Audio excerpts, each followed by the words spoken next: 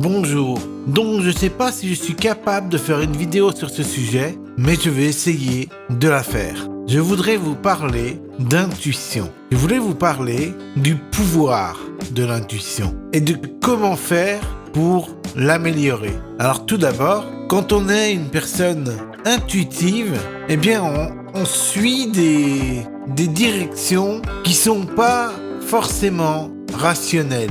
Par exemple, on se laisse guider par des impressions, des interprétations, des intuitions en fait.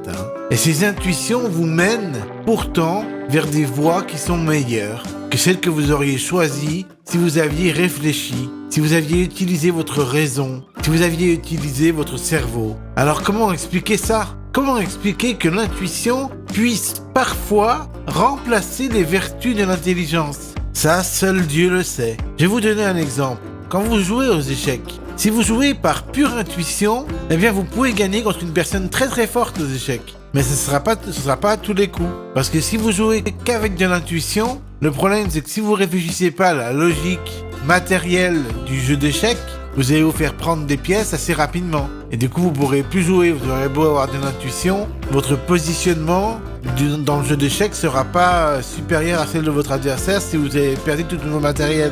C'est bien pour ça que l'intuition, on se rend compte qu'elle est une vertu, une qualité, mais qu'elle doit être pondérée par la raison. Et que l'intuition sans raison n'est que ruine de l'âme.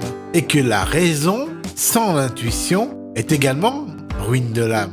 Parce que si vous faites que réfléchir, que intellectualiser aux échecs par exemple, vous allez vous comporter comme un CPU, comme un ordinateur qui va faire toutes les possibilités et qui va jamais réfléchir par intuition positionnelle. Et du coup, vous allez perdre votre temps à réfléchir pendant que l'autre aura une intuition qui surpassera votre intelligence.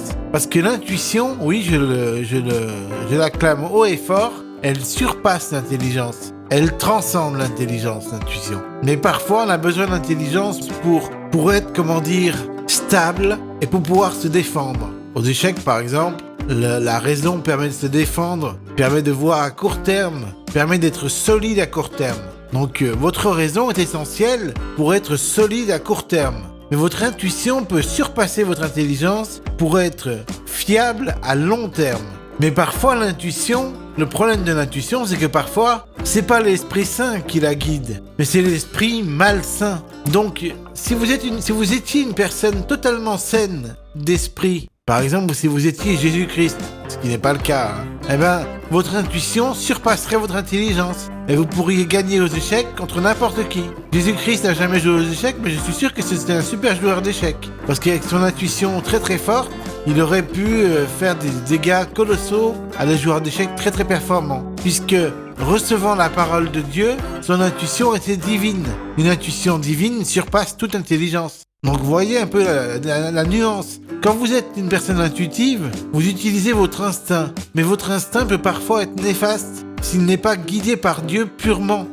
S'il y a des bas instincts, par exemple des instincts de conquête, des instincts de prétention, d'orgueil, vous pouvez pas avoir une intuition fiable. Parce qu'il y a de l'orgueil derrière qui se dit « Ouais, je veux gagner contre mon adversaire, je vais le pulvériser, je vais être bien meilleur que lui, je suis le plus fort du monde. » Tout ça, c'est de l'intuition malsaine. Mais si derrière, vous avez une forte humilité, si vous désirez même pas gagner contre votre adversaire, mais que vous voulez juste lui enseigner l'art de Dieu, alors l'intuition pourra vous faire gagner ou même perdre. Parce que qui peut affirmer que Dieu souhaite que vous gagniez à tous les coups aux échecs ? Personne. Parce que Dieu, lui, il a une leçon à donner à votre adversaire. La leçon que Dieu veut donner à votre adversaire, c'est pas forcément une leçon de victoire ou de perte.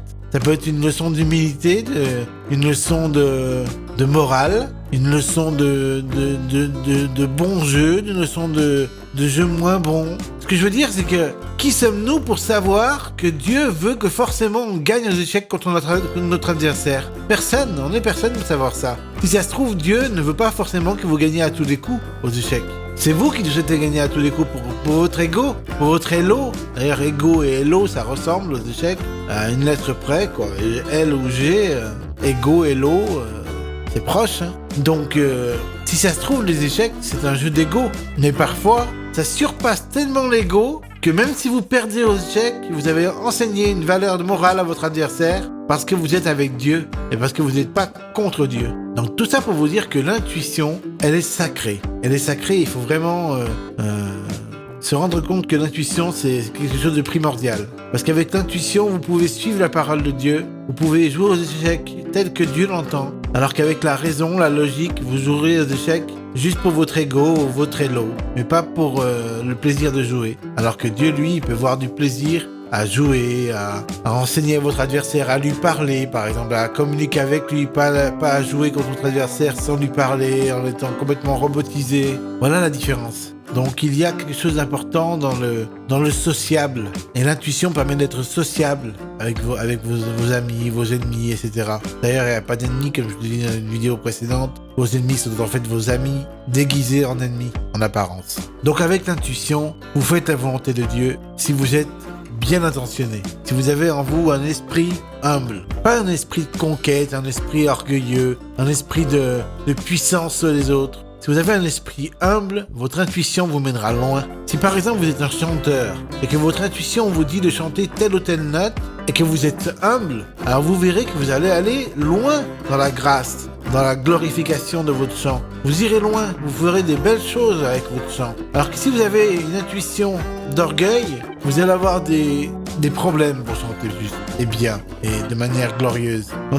Donc l'humilité est très importante avec l'intuition. L'intuition sans humilité, c'est pas une intuition qualitative. C'est des bas instincts en fait.